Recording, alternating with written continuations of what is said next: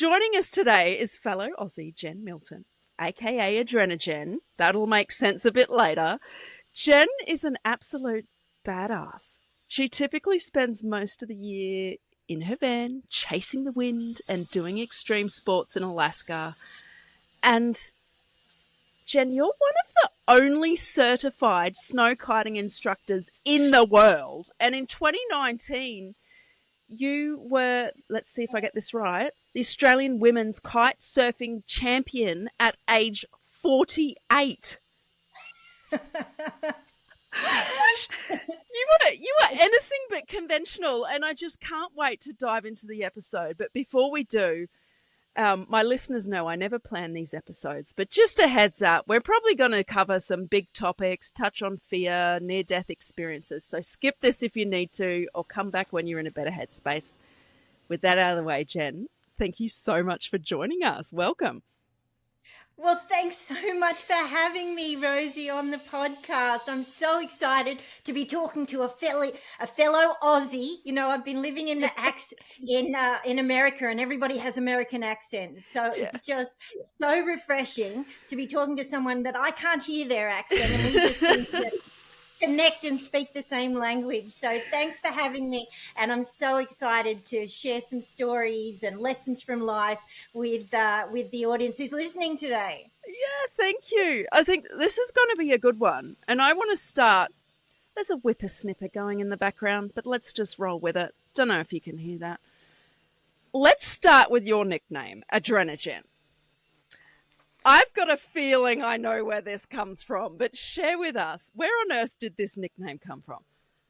Well, AdrenaJen has been my nickname since I was in my 20s, and It stands for like adrenaline Jennie, shortened to AdrenaJen. And it actually came, I think, probably from my brother. He started calling me AdrenaJen.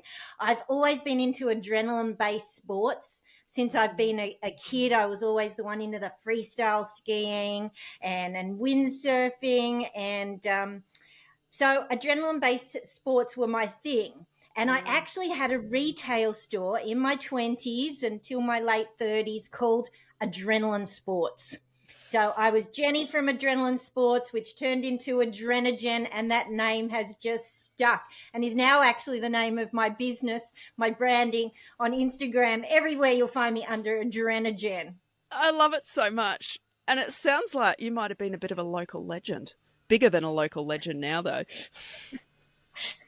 Well, you know, it's actually not true, because I mentioned that my brother gave me this nickname, and my brother is an absolute legend. He was actually the first Australian to ever get a gold medal in Paralympic or Olympic sports. And believe it or not, he was just inducted into the Australian Legends Hall of Fame only 2 weeks ago down in Melbourne. He was standing there next to Mick Fanning and all the superstars of the high-end sports. So my brother is a true legend, and I've always been known as Michael Milton's sister. But I did get a bit of a name for myself in my own sports of kite surfing, snow kiting, and big mountain skiing.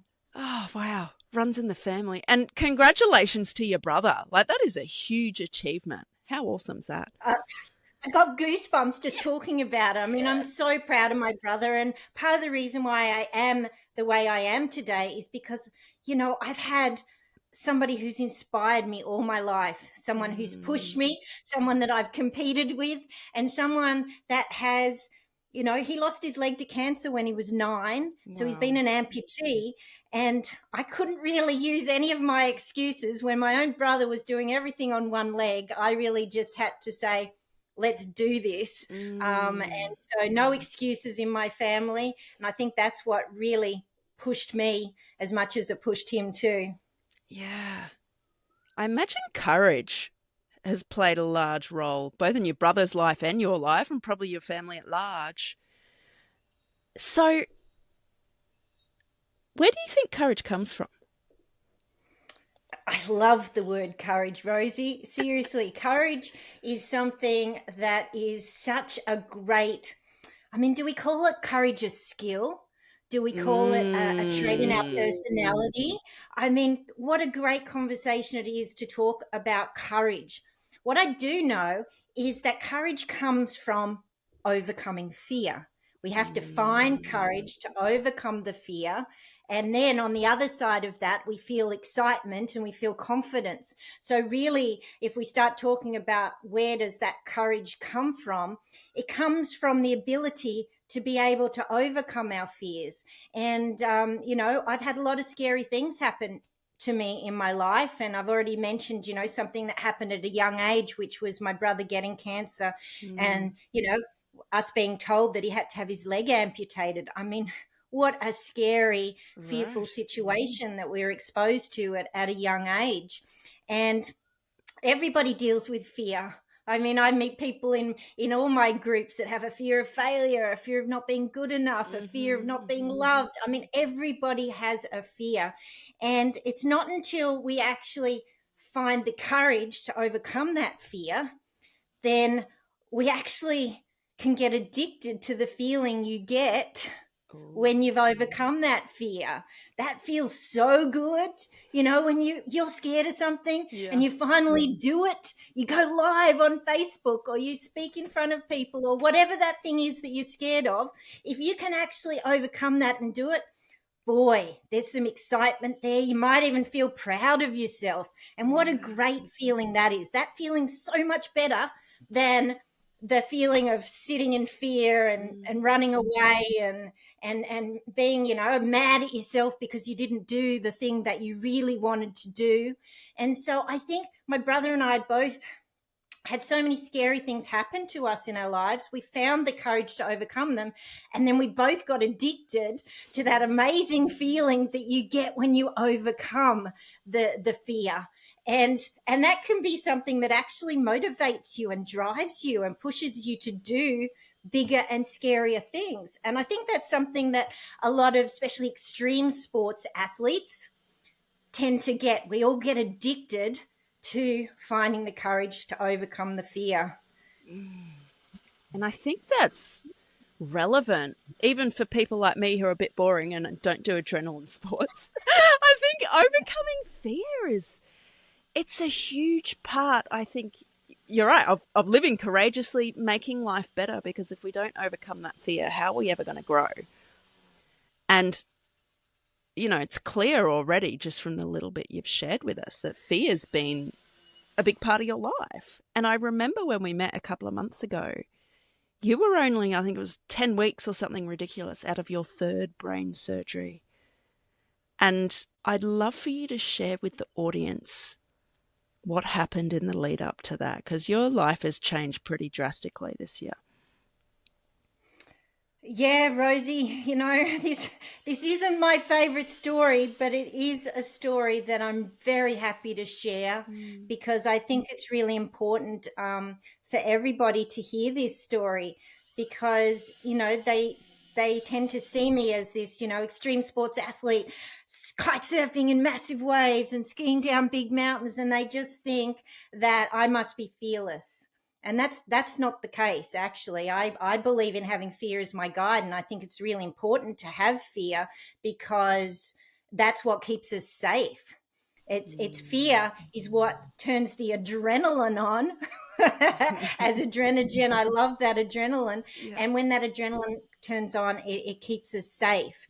But this year, I seriously had never been this terrified in my life. And that was when I got diagnosed with brain aneurysms. And for those of you who don't know what a brain aneurysm is, it's when we have high blood pressure in our head and the walls of the arteries might be tending to be a little weak, whether that's a genetic, thing that I'm have. I don't really know, but the walls of the arteries start to expand and they start to blow out and they can form like bubbles called berries. Or I had one at the back where it was just blowing out, like having too much water in the hose, and it starts, expanding.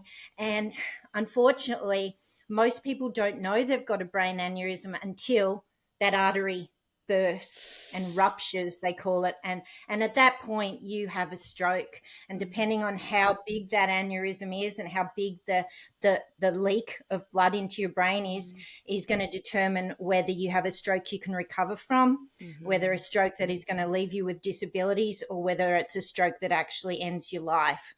So when I was told that I had brain aneurysms, you know, one side of me was, oh, thank goodness they've figured out what's causing my headaches. That's a positive thing. To me, Google researching what's an aneurysm, going, holy shit, this is really serious.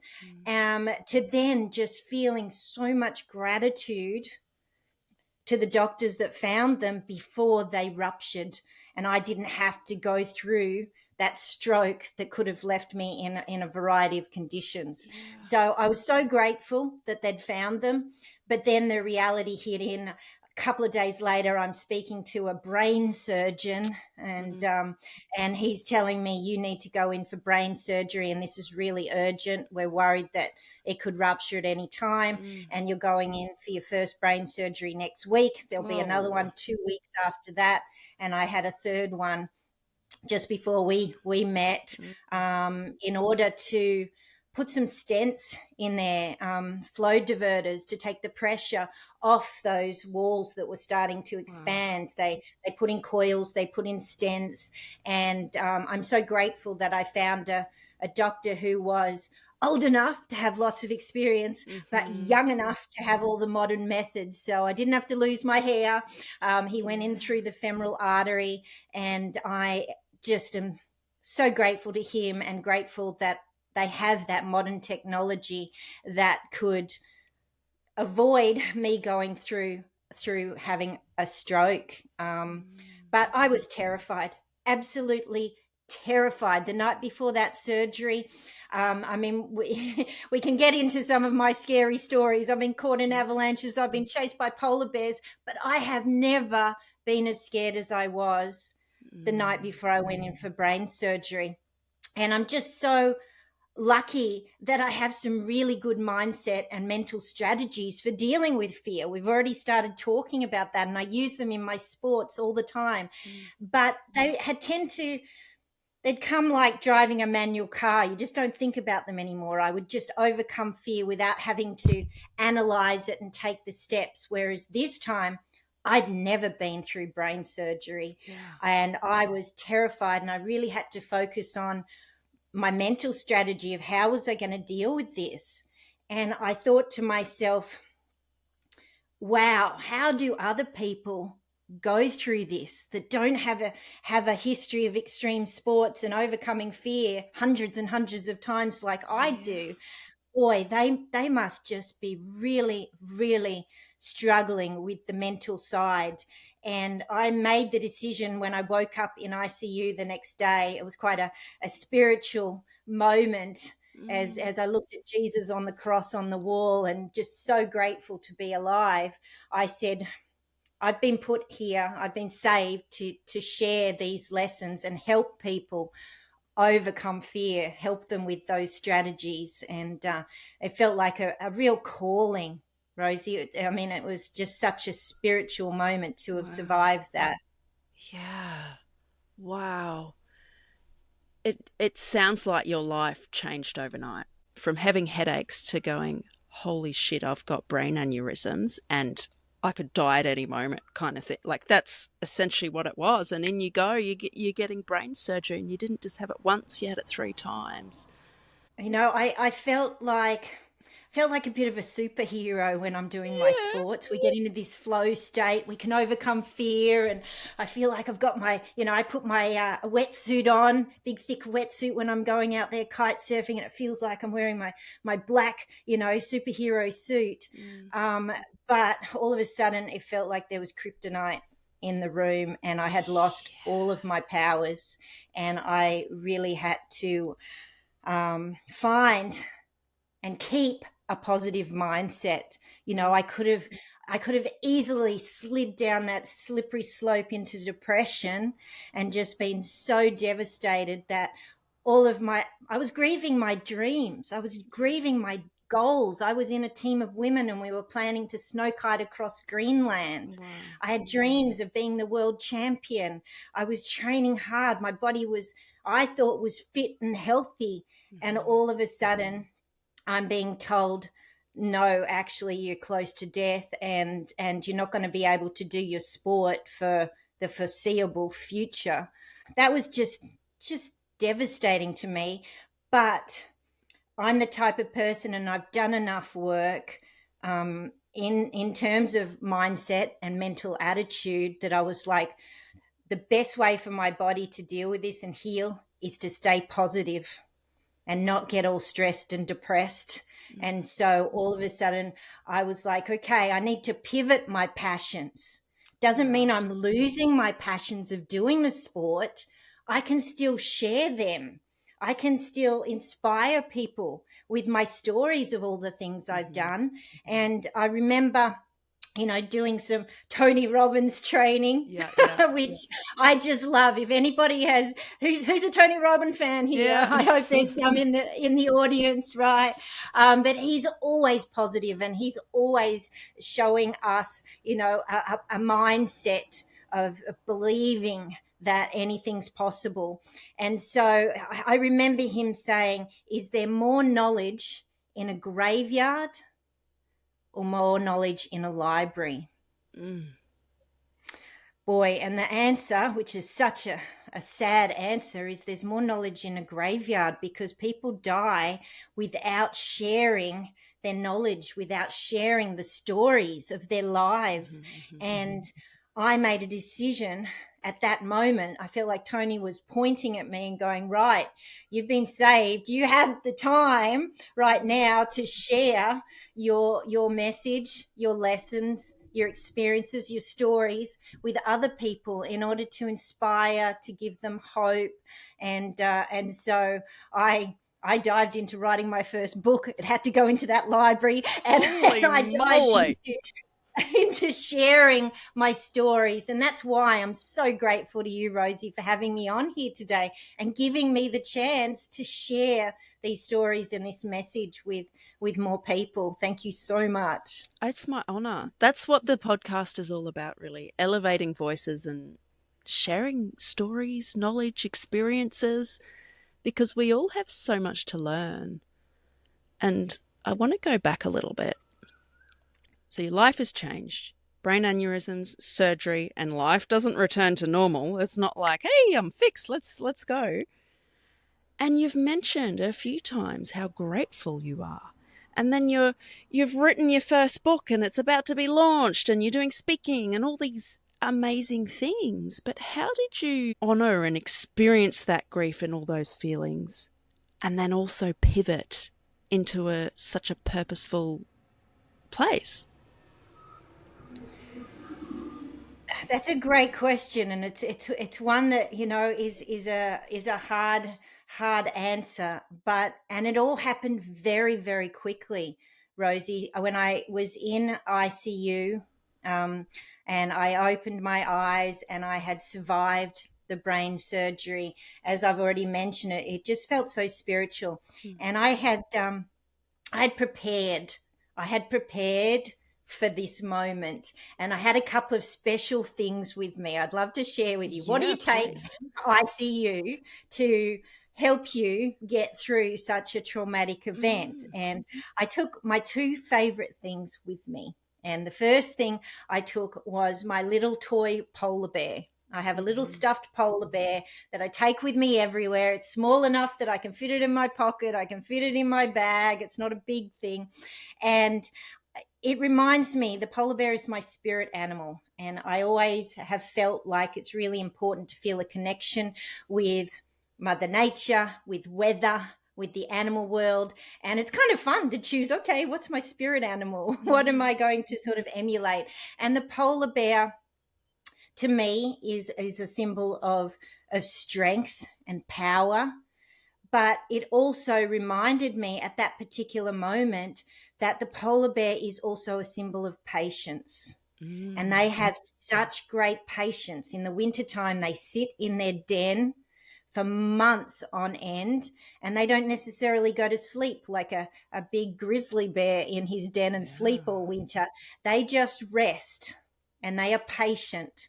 And then if they wait until the right moment when they might see a seal or they see some movement of something out there, and that's when they're going to make their move. And so my spirit polar bear animal reminded me that I needed to be patient at this time.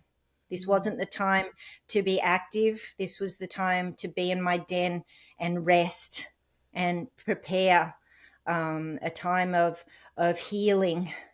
And so I think that was really powerful to remind me that this was going to take some time, and I didn't know how long it was really the journey was. It's not like you break your arm and the doctor tells you, okay, 6 weeks, and then you can start back at the gym. This was an unknown period of time, and that's difficult to deal with when you don't know how long things are going to take, because how do you set that goal?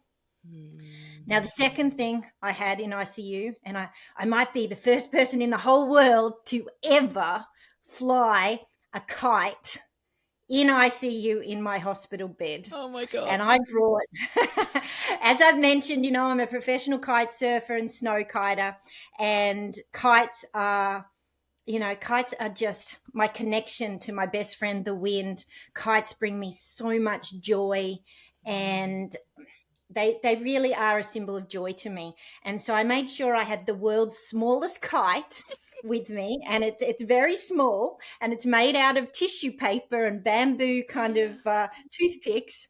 And my husband helped open it, and I got it out, and I was able to wave this kite around my head, and it was flying, and I could see the tails waving.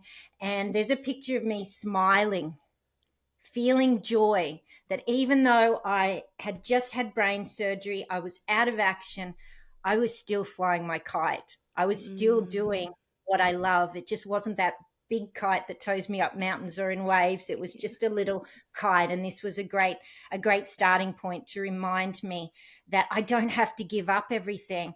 I just need to pivot a little bit and find the right tools and the right stages of everything that I wanted to achieve. I can just imagine you with this little miniature kite. Like, that's beautiful, swinging it above your head. And I'm sure the doctors and nurses got a real kick out of that, because ICU can be a really heavy place. It definitely is a very heavy pace, and you're in that stage where you've made it through your surgery, but things can still go wrong. And I was in that stage for a day or so, where I was still being monitored. I still had a lot of cables and lines and stuff hanging out of me, and so that was a really hard place to be. But having my polar bear, my kite with me, my favorite foods, really made it the best that I could under the circumstances. Did having the polar bear, the kite, and you mentioned your favorite foods, did that give you a sense of connection to the old Jen? Is that why it was so powerful? I think so, and it also gave me some control. I can still choose. I can choose what I want to do. I can choose what I want to eat. I can choose the mindset that I want to have, because you feel like you're out of control sometimes. I had no control over my brain. I had no control over whether the brain surgeon would do a good job or not. And so I think it made me feel like I'm still in control of my life. And even though it may not go the way that I thought it would at this point in time, I'm still in control. I can still choose to make a left or a right turn and choose the life that I was going to live. I think the other thing, which was very profound, that I realized nearly instantly, was I'm alive, and it may not have turned out that way. And I felt like every day was just a bonus, a blessing, and I was going to live every day like it was my last. Now, if you had one day on earth left, Would you sit there crying and being depressed? I wouldn't. I would want to give my polar bear a hug, try and fly a kite, eat my favorite food, give my husband a kiss. And, that was the best day that I could possibly, have at that point in time. And I still have that attitude. And I think that's why I'm using the word grateful so much, because I'm so grateful for what I have, and I'm not being resentful to what I've lost at this point in time. Mm-hmm. Yeah, I think resentment can really hold us back, but it would be so easy to fall into those feelings of resentment, like this isn't fair. You never, well, actually, I was going to make an assumption saying you never would have chosen this to happen. But it sounds like there's been a lot of positives that have come out of this. So what are your thoughts on that? Is gratefulness saying, I'm happy this has happened to me? Can you unpack that a bit more? Yeah, I've thought a lot about that, Rosie. This is a great question. I believe the universe only gives us what we can handle. And I believe that I love a challenge. And I think the universe has given me this challenge to deal with. And it's come at a time in my life that, in a way, I feel like I've been training for this my whole life. I thought I was training for athletic events, but in a way, I felt like, wow, boy, I'm glad I did all that mental, work on my own self-confidence, self-esteem, staying positive, turning negatives into positives. I did all that work, and I didn't realize that that was going to be such a benefit when I had to have brain surgery. My body was fit and healthy and strong, and I chose to eat organic food. So again, my body was prepared for this situation.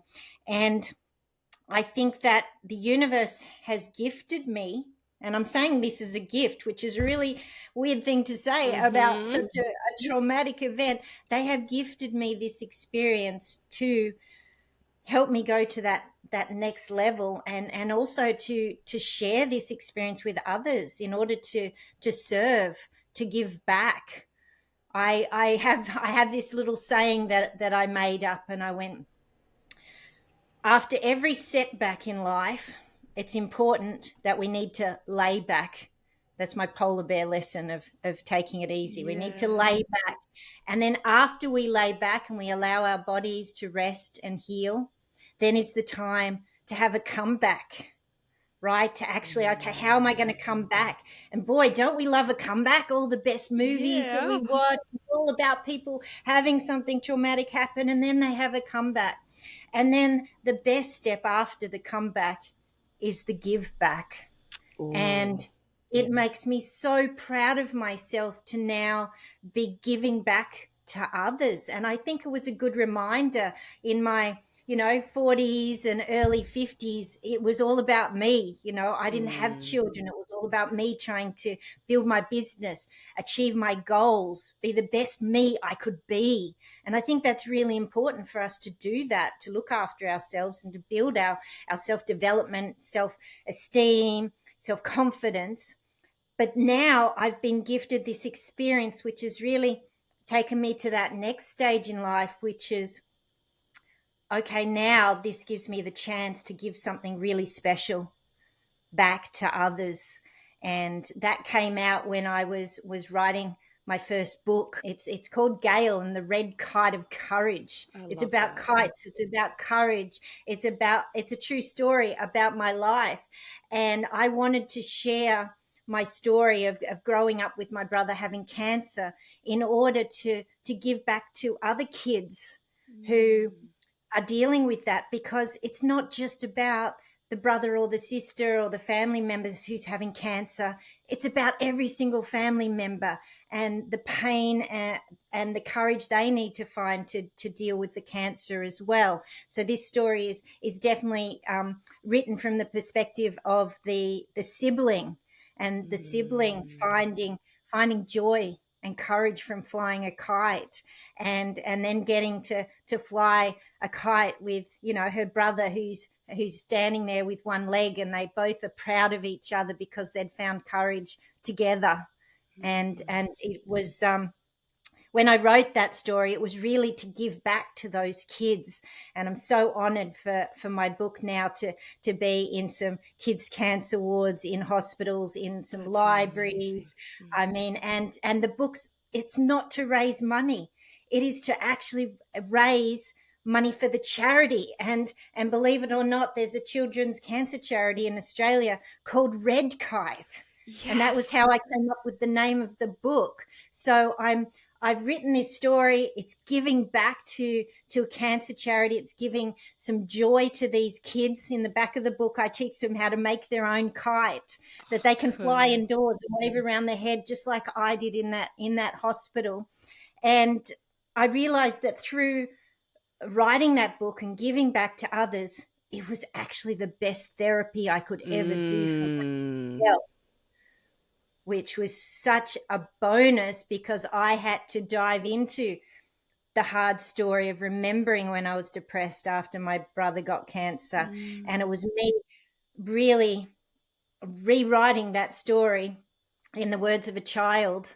And it really was the therapy I needed to remind myself that no matter what happens in life, whether it's losing a leg to cancer, whether it's getting brain surgery and having aneurysms, whether it's, you know, anything that is happening, we're all going through something traumatic, right? And whether it's breaking up with a relationship or having a business that's not working, we can all still find joy doing something that we're passionate about. And it can be as simple as flying a kite. I want to go fly a kite now.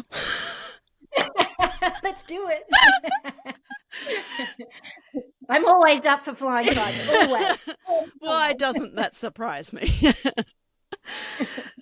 Do you think you would have got to this stage of giving back in such a huge way if you didn't experience the trauma of finding out you had brain aneurysms and going through the surgeries? No, I think that is why this is a gift from the universe, and I've been given this situation to go through because it has really motivated me and given me a huge why in order to give back, because I don't know how long my life is. As I mentioned, I felt like a superhero. I was going to live forever. I really didn't have an end plan, you know, of the day that, you know, our life ends on this earth.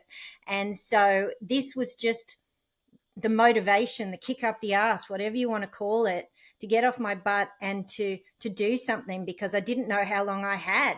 My goal was to get that book to the publisher before my third brain surgery, so that if I didn't survive the third brain surgery, at least the book would be in the library. Wow. And so I think it's been a huge motivation. I always believed and have always given to charity.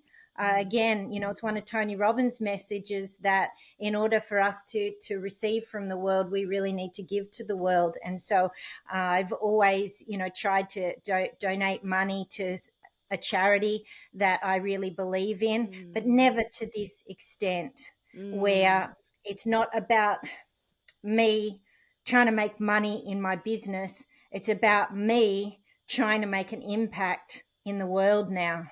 You're leaving a legacy, really. Leaving a legacy. That is some wording that, yes, I definitely have spoken those words, and making sure that I shared some of these stories. It's made me realize that the universe has actually sent me experiences my whole life. Yes, this experience of the brain surgery is really powerful right now at this moment. But I mean, how many Australians have been caught in avalanches? How many Australians have been charged by polar bears?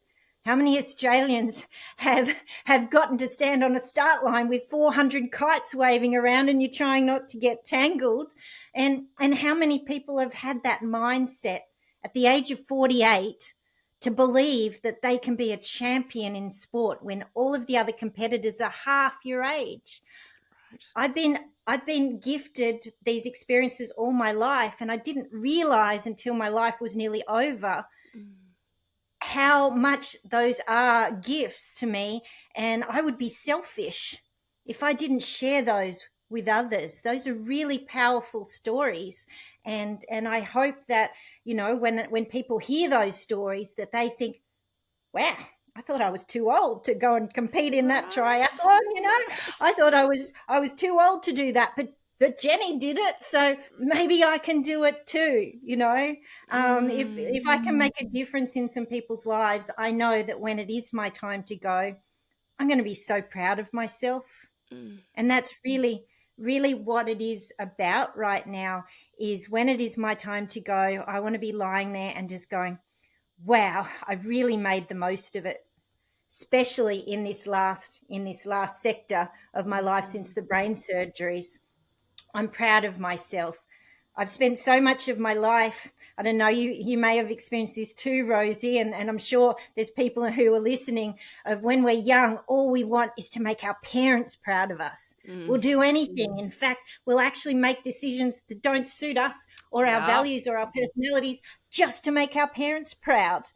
And then when we become teenagers and in our 20s, all we want to do is have our peers' approval. We're craving approval, and we're doing things to impress people, to get them to be proud of us, to love us, to think that we are worthy of love. And it's not until now, and I can't believe it's taken me this freaking long to figure out that it's really all about us being proud of ourselves. And I'm so grateful that this traumatic experience has gotten to me to that point where I'm like, man, I just want to be proud of myself. Writing a children's book and donating money to a cancer charity, boy, that's something to be proud of, right?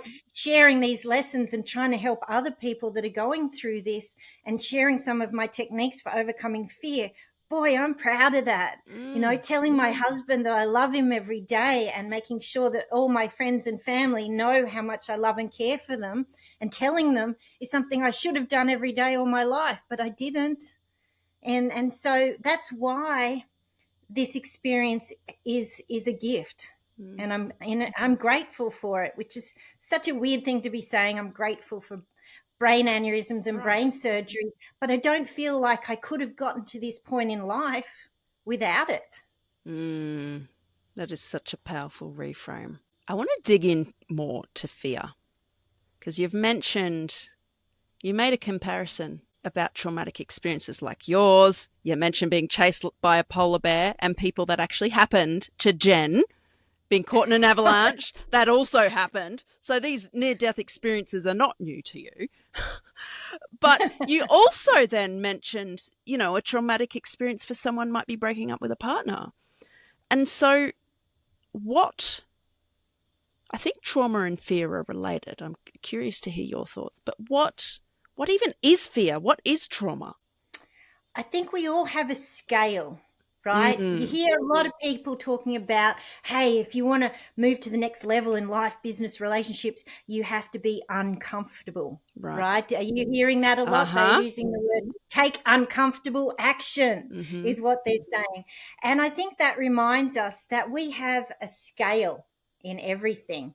Okay, I'm going to talk about temperature just as the analogy to sort of demonstrate my point. Okay, we all have a temperature range, and most people are like, oh my God, I'm getting cold, I'm going to turn on the heater, and they stay in that range. Oh my goodness, in Australia, I'm getting hot, quick, turn on the air conditioner. And they keep themselves in this really small range. And so then when I say, hey, you want to go skiing in Alaska? They're like, brr, it's way too cold. That is way outside my comfort zone, right? And so I think I have spent a lot of time trying not to turn on the heater, trying not to, right? Try not to turn on the air conditioner, right? Open the window so that my temperature range expands. And that has given me some really great experiences in life. I get to go up to Alaska and walk inside blue ice caves, right? From that the ice is thousands of years old and the ice is so blue, and I'll camp there and watch the northern lights. And yeah, I'm in a -40 sleeping bag with 2 puffy down jackets and 3 beanies on my head. Who cares? What a great experience. I'm not thinking about I'm cold. I'm thinking, boy, what a cool experience I've allowed myself to have because I didn't have the fear of getting cold, right? I'm in Australia. I'm going to the beach. I'm sweating my butt off, right? I don't need to go inside and turn the air conditioner on. I'm very happy to expand that temperature range.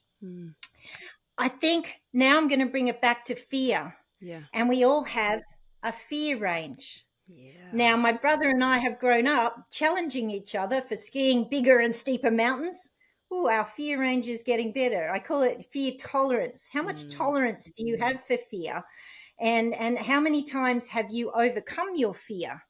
Right? It might be like going to the gym. The first time you go to the gym, you're going to do the weights and you can't lift very hard weights and you're going to feel sore and you're going to be very uncomfortable.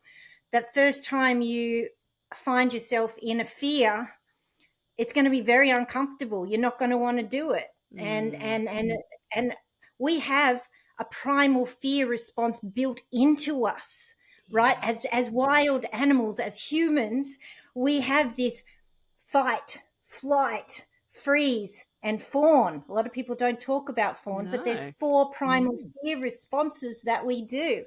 And so it's totally natural for us to go, oh my God, I'm scared, quick, run away. Oh my God, I'm scared. I'm just going to freeze. I'm not going to do anything. I'm not going to, do that uncomfortable action. I'm just going to do nothing. And so we have that as a primal fear response, and we're going to feel that. And we need to say to ourselves, am I being charged by a polar bear or wild lion? Is my life really in danger? Do I really need to use my primal fear response? Am I gonna die if I go live on Facebook? Am I gonna die if I have that conversation with that cute guy over there that I want to talk to? Am I gonna die if I go and ask my boss for a raise? No, you're not going to die. So it's really, we feel the fear, but in reality, we can overcome that fear and have the possibility of having a positive result. If we run away from fear and don't do that thing, there's no chance of a positive result at all. So I like to reframe fear as, what if we call it a challenge, right? It's a challenge to go and speak to the cute guy. It's a challenge to go and ask your boss for a raise, right? It's a challenge to go live on social media, which is a huge fear for so many people these days, right? And so most of us love a challenge. Do you love a challenge, Rosie? Hell yeah. Someone like challenges you, says, Rosie, you can't do that. And you're like, just watch me. Just watch me. I mean, we have that inbred in us as well. So when we feel fear, if we can go, ding, ding, ding, I got fear. Oh my gosh, I'm having a primal fear response, which is a natural bodily reaction to try and save us from a threat. Okay. If we can realize that and just pause for a second, go, don't be stupid, Jen. You're not going to die if you go live on Facebook. You're going to feel uncomfortable for a second, right? But then you turn it into a challenge. I'm going to challenge myself to do that. And you know what? Then there's the possibility of winning, the possibility of being proud of ourselves, the possibility of having a positive result from that action.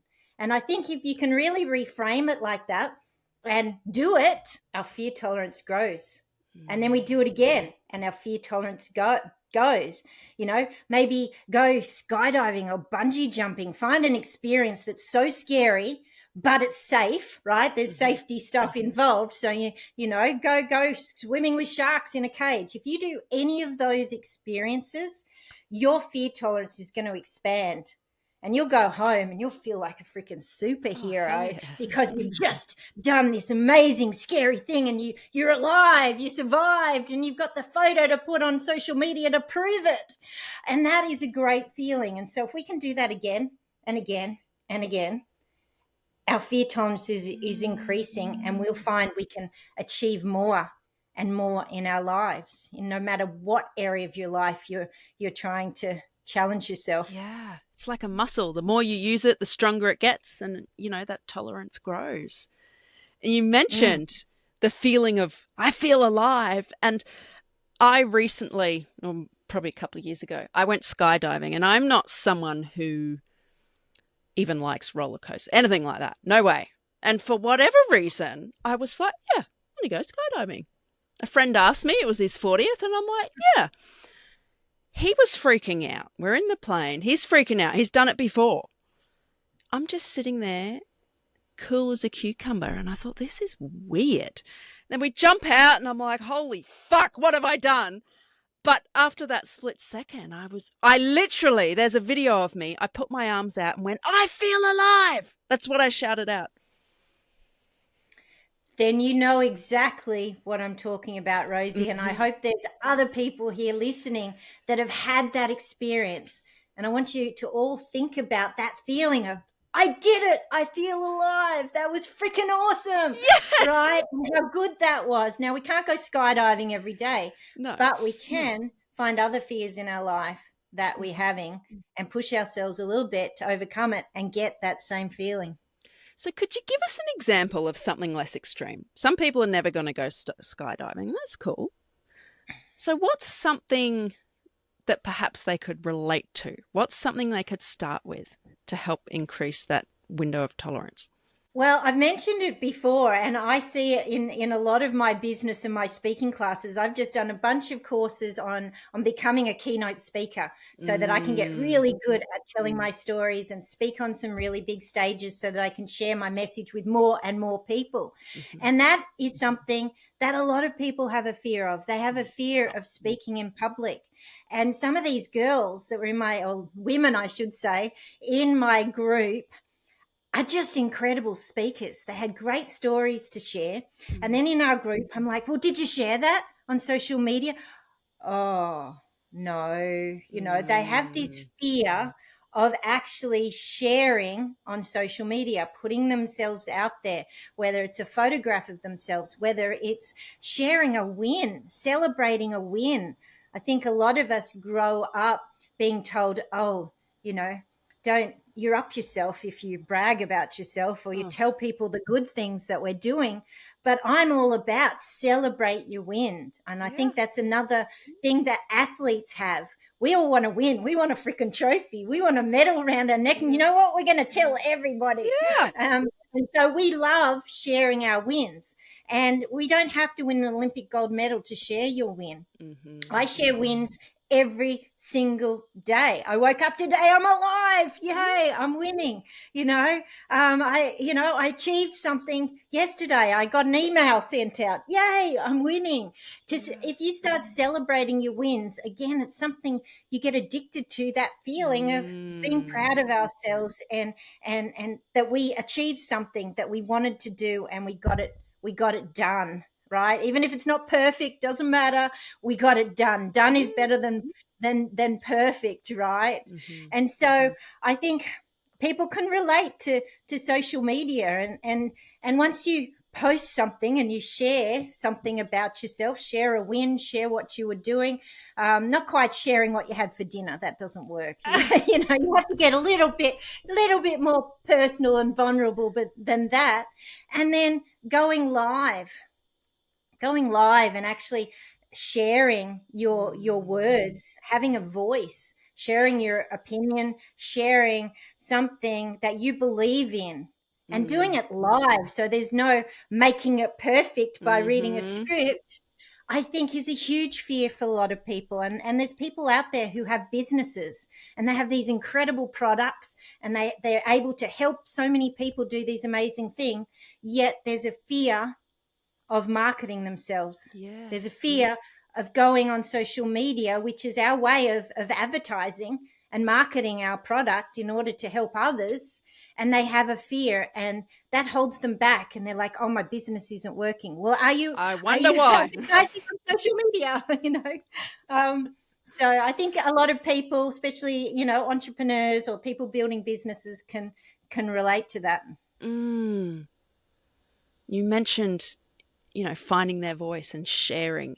And I really resonate that. I think it's a huge part of how I've grown as a person. Like starting the podcast was to find my voice.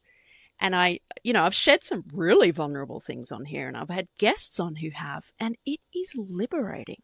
Is it scary? Yes. Do I get a rush afterwards? Yes. It is so liberating and empowering, I think. And in Australia, I don't think it's a term used worldwide. I don't know, cultural kind of thing. We say it's tall poppy syndrome. Like we can't stand up and be proud of what we've done. That's bragging. You can't do that. That makes you a bad person. Well, there's a difference between celebrating your wins and bragging.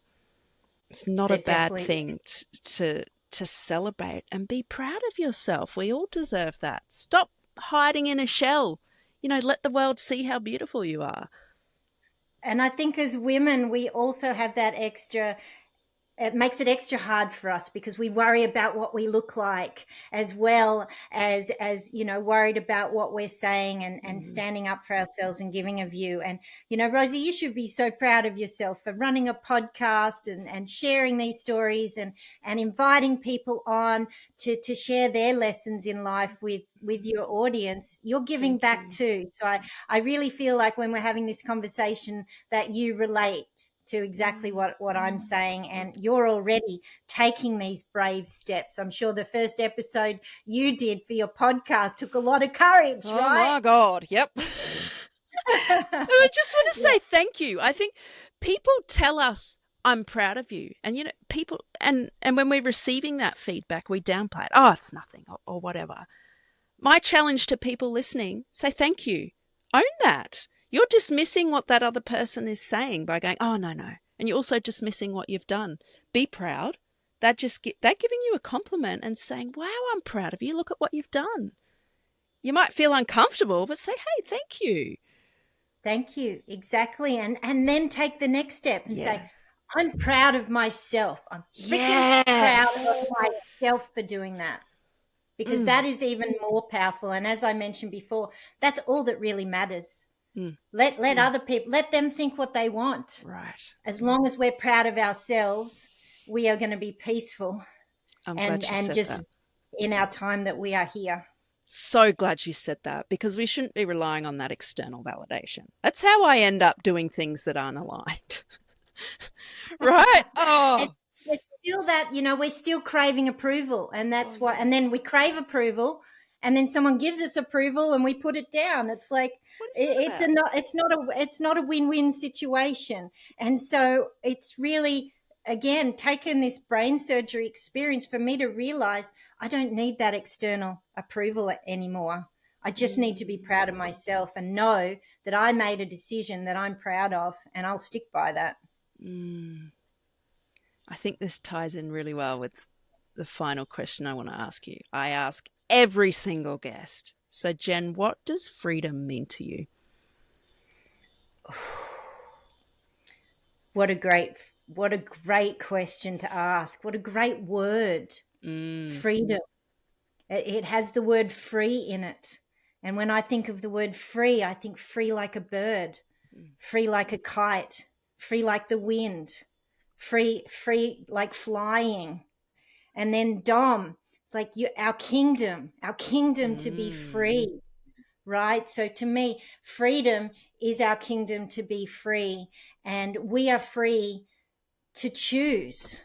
We can make our own decisions that suit us, that it's going to make us proud of ourselves. Freedom is the ability to overcome fear and not have something holding you back. Freedom is something I'm so grateful for. And even if, there's some super sad stories on the news of people that look like they've had their freedom taken away from them, they still have the freedom to choose whether to be negative or positive in their mindset. They still have the choice to make some decisions about themselves. And I think that is freedom. It comes back to that real core, the freedom to be grateful for what we do have and not what we don't. That's beautiful. I have so many more questions I could ask you, but I think to do that's just going to be overwhelming, right?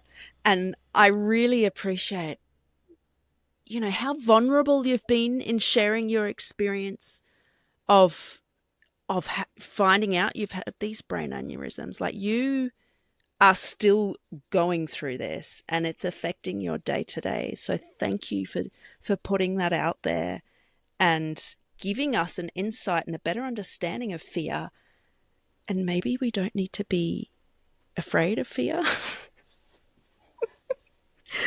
This has been just such a great conversation, Rosie. It's unlike any other podcast I've been on. I really feel like we're best friends, sisters, chatting, and I've just felt so comfortable chatting with you. And you know, I hope you'll have me on again in 12 months' time, that I can share my journey. And maybe next year I'm going to tell you I'm kite surfing, I'm skiing again. I've made it through to the other side, and that is the visualization and manifestation that I'm putting out there. So I hope you'll have me on again. I hope all the listeners have enjoyed these stories, and I hope they reach out. You know, if there's anybody who's having a really hard time, or knows somebody who's had brain surgery, or somebody who wants to talk about fear, please reach out. I'm super happy to share, to chat, to have a conversation with you. And you can find me on Instagram, Facebook under AdrenaJen, and also, you know, if you've got children, please have a think about getting my book, Gail and the Red Kite of Courage, which is sharing some of these core lessons for kids that are aged about 5 to 10 years old, and getting them learning to expand their fear tolerance at a young age. Yes. So thank you for letting me share that. Of course. And one more question. Where can we get our hands on this book? You can buy it on Amazon. As I travel a lot, I haven't got a big box of books I'm posting out. And so if you jump on amazon.com.au in Australia, or amazon.com in America, and you put in my name, Jennie Milton, or you will find Gail and the Red Kite of Courage. And you can buy it in an ebook, a paper book, or a hard copy. Awesome. And leave me a review, send me a message, tell me if you'd like it. And I hope people send me some pictures of their kids running around flying the kites that I'm showing you how to make. So yes. Go check out the book, people. Go find Jen on social media. I'll put all the links below. And start reframing fear as a challenge. I really like that reframe that you've given me, because I love challenges. I've never really seen fear as a challenge. So let's frickin' go. Let's go. Yeah, let's go. Thanks again, Rosie. Thanks, Jen. Talk soon.